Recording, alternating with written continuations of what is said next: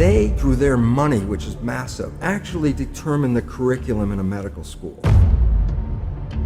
It's weakened immune systems, their profit margin. How does Big Pharma get its money? By the population being sick.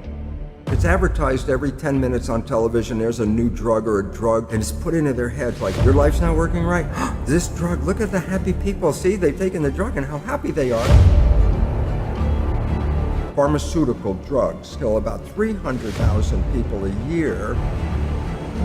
Look at the pharmaceutical cartel, Big Pharma. The third biggest cause of death in the United States is the frickin' treatment. Look at all the crap in food that is legally allowed, never should be, and all these other things. Look at the pharmaceutical cartel, Big Pharma. The third biggest cause of death in the United States is the frickin' treatment after heart disease and cancer. How does Big Pharma get its money? By the population being sick. And I'll tell you what, Brian, I will take this system seriously. I will think, oh, well, maybe they do care a little bit. When they come out, mainstream everything, mainstream medicine, and say, here is how you boost and strengthen your immune system. Vitamin A, vitamin D3, vitamin C, something to boost the thyroid function, which produces vitamin A. Let's get the immune system going. What are they saying instead? Oh, weaken immune systems, that's why people are dying. Okay, so what are you telling them about how to boost their immune system? Well, they're not. Because first of all, even on a purely financial level, in terms of Big Pharma, what would a strong immune system in the population in general do? Their profits would absolutely frickin' plummet. Because it's weakened immune systems, their profit margin. Some doctors who actually have sussed it are pointing out, you know, that it's not the virus that's killing people. It's their immune system that's killing them. Every time a scientist has come up with a new idea, that scientist was always claimed as being weird or crazy or, you know, way off track. My research was repeatable every day, and you could predict it. The point about that is in science, prediction means you understand something. If you can predict it before you do it, then you have some insight. My predictions were always accurate. It just didn't fit the conventional storyline. And it took about 20 years before science owned what I was talking about and gave it the name epigenetics. That's the new science. I'll tell you where the problem comes from. Not so much the scientists, but the pharmaceutical industry. And the reason why this becomes important is because the pharmaceutical industry runs the show in medicine. If you could put this kind of healing that I'm talking about into a capsule or tablet, they'd be talking about it right now. If you understand epigenetics, you don't need the pharmaceutical industry. And all of a sudden it's like, wow, that's not in the interest of the, you know, one of the biggest industries on this planet to say, you can heal yourself without drugs? And I go, absolutely. How they do it is money. Money is big. Money, if I give grants, you can study what I'm going to give you a grant for. So they direct a lot of research with their billions and billions of dollars. And it was actually interesting, the British Journal of Medicine had a review looking at the same research and determining if the research was funded by government money or the research was funded by private money like pharmaceutical agency. The results came out 4 to 5 times more in the favor of the private industry when they paid for it, as compared to when it was just government money without any special interest behind it. So right away there's a manipulation of the data. You go, well, you mean these guys are cheating? I go, well, they're selecting the data to fit. Why? Because if I'm getting a grant and I write back, I say, sorry, pharmaceutical, I checked all your stuff and it doesn't work. I'm not going to get another grant from you. So are the doctors lying? Well, they're not lying, but they pick data that supports their point. So they already have a conclusion before they even did the experiment. Okay, even in a double-blind study. Yeah, there's no such thing as a double-blind study. Okay, because people bring their own preconceptions to any study. Absolutely. And maybe even the pharmaceuticals are choosing which things to fund because they know they'll get the results. Absolutely, and one of the things they're trying to get rid of are people who respond to the placebo effect, because the placebo effect throws the data right off the chart. A simple fact is this, and people might be upset, but drugs like Prozac in laboratory tests are no better than a sugar pill. And that's how many billions of dollars a day on this planet are spent buying Prozac. Yes. Or statin drugs. Statin drugs help less than 3% of the people that take them. And in fact, they cause side effects that are dangerous in about 23%.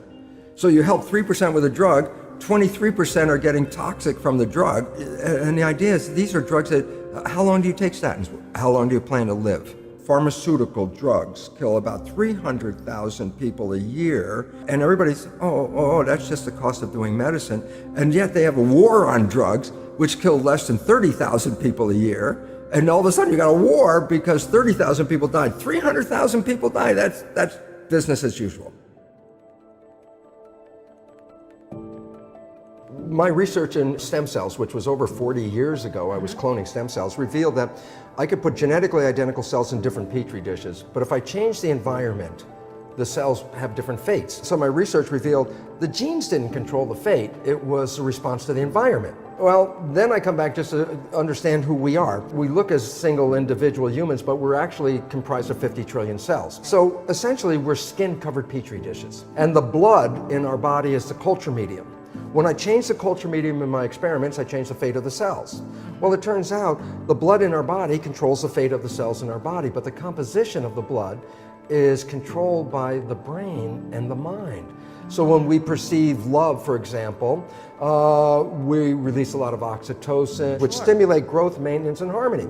But in contrast, if I have a fear or a stress, I release cortisol and norepinephrine and histamine. Yeah. Well, this causes a protection response and shuts down the body and changes the behavior of the cells. How? My mind causes the brain to release the special chemicals which go into the blood, and the blood's the culture medium and controls the fate.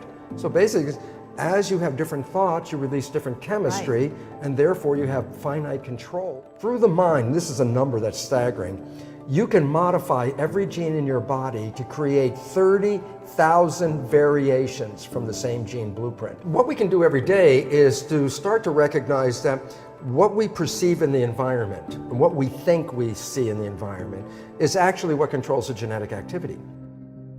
I started becoming fascinated with the idea that you can give someone a sugar pill, a saline injection, or perform some false surgery or treatment, and a certain percentage of those people will accept, believe, and surrender to the thought that they're getting the actual substance or treatment. And they begin to program their autonomic nervous system to make the exact pharmacy of chemicals equal to the substance that they think they're taking. So then it begs the question, is it the inert placebo that's doing the healing, or is it the body's innate capacity to heal by thought alone? Because that pill is a symbol of possibility. All it is a symbol. The doctor says, this is a great new drug that's going to help with depression, and the person begins to think about the idea that they could get better. They're selecting a new potential in the quantum field. And then all of a sudden, a certain percentage of those people will get enthusiastic and theos, filled with God, inspired, optimistic. They start changing their emotional state. They're combining a clear intention with an elevated emotion, and they're changing their state of being. And all of a sudden now, I began to realize, do you need the sugar pill? Do you need the saline injection? Or can you teach a person, instead of putting their faith and belief in something exogenous outside of them that would do the healing, to change their state of being? Can they just select a new potential in the quantum field, instead of focusing on a known, focus on an unknown, and revisit that unknown every single day until it becomes a known? And all of a sudden, you'll see people's depression go away, their anxiety go away, and they're not using the placebo any longer. They're healing by changing their internal states. And so we started seeing those changes taking place before I wrote the placebos. And placebos, just so you know, range from working anywhere from 10% to 100%. Imagine that. So in a depression study, as an example, 83% or 81% of the people in a depression study that are given a placebo heal as well as the people that are given the actual antidepressants. Now, there's brain scans to show changes in their brain before and after.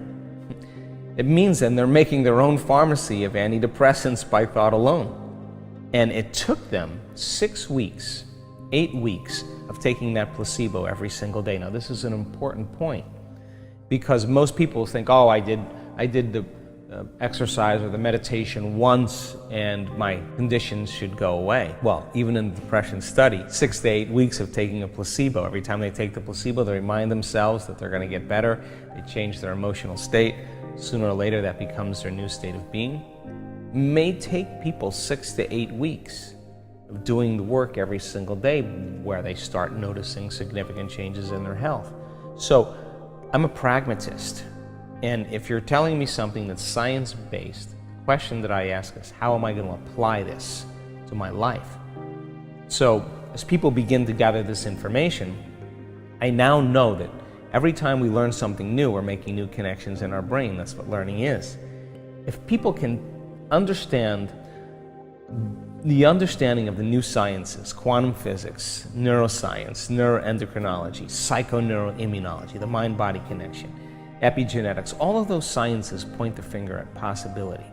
And if I can instruct them in a way that they begin to piece together the model, when I feel like we're at a certain point where the comprehension is right, if they can turn to the person next to them and explain it in the workshop. If they can't explain it, it's not wired in their brain. But if they can explain it, they're beginning to install the neurological hardware in their brain in preparation for an experience. So then if I can set up the conditions in the environment and give them the proper instruction and allow them to surrender enough into the present moment, a certain percentage of those people are going to get their behaviors to match their intentions. And when they do, they're going to experience something new. And the experience then is going to produce an emotion, and they're going to feel unlimited, and they're going to feel whole, they're going to feel invincible. The moment they feel that emotion, now they're teaching their body chemically to understand what their mind is intellectually understood. Now they're embodying the truth of that philosophy by initiating it, which means if you've done it once, be able to do it again. If you can repeat the experience over and over again, you'll begin to neurochemically condition your mind and body to begin to work as one. When you've done something so many times that your body now knows how to do it as well as your mind, now you're mastering that philosophy, and now you're in a new state of being. So we have to go from philosopher to initiate to master, from thinking to doing to being.